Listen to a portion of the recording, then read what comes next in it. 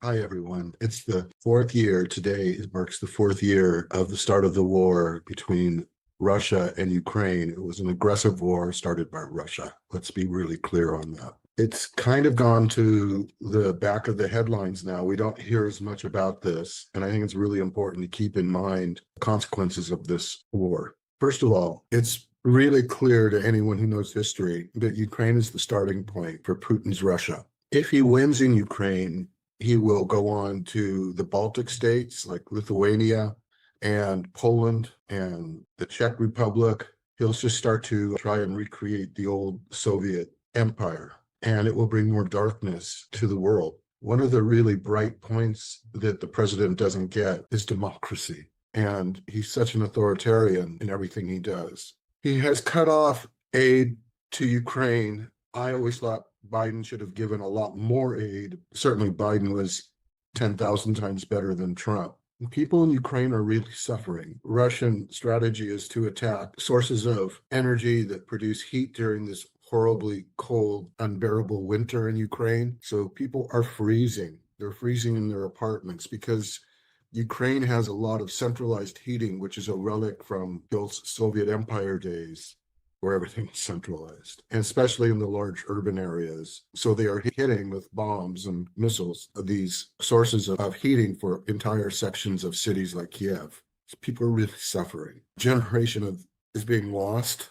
And I would really like to see Ukraine enter the European Union, clean up its corruption, and enter the European Union. The world will be a much brighter place. Right now, the president is going to give his State of the Union address. He's a Russian asset, and I want people to realize that. One of the takeaways from the Epstein files is how in this whole elite circle, everyone was intermixed. And Epstein was feeding information about Trump to representatives of the Russian government just before he was killed, by the way.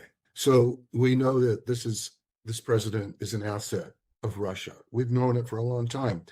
We also know Michael Cohen was in Russia during the 2016 campaign, trying to make it so that Trump could build a Trump Tower in Moscow. And Trump is so greedy, that's all he's thinking about is what can I build, what kind of deals.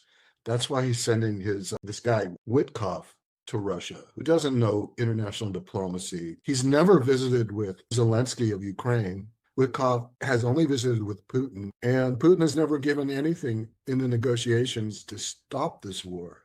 I want the West to win. I don't know what to say about Trump being in power for another couple of years because as I said, he's a Russian asset. I feel really bad that way. I don't know what we can do. I want Europe to step up because, as I said, this is a fight where Putin will not stop at Ukraine. Believe me, he won't stop there. All his history, he's tried to take over states. He tried to take over Georgia, if you recall, and Ukraine and Crimea in 2014. So I really hope that the European Union will continue to step up. We have a Russian asset in the office of the presidency. Remember that when he gives his talk tonight. Ukraine is democracy. Russia is darkness. As John McCain once famously said, it's a petrol station masquerading as a nation. This is David Steinman. I'm the author of Raising Healthy Kids, Protecting Your Children from Hidden Chemical Toxins. You can get a copy at Amazon.com. Use the link in this post. Subscribe to my YouTube podcast at David Steinman _ author and get my newsletter at Substack, David William Steinman. Talk to you soon.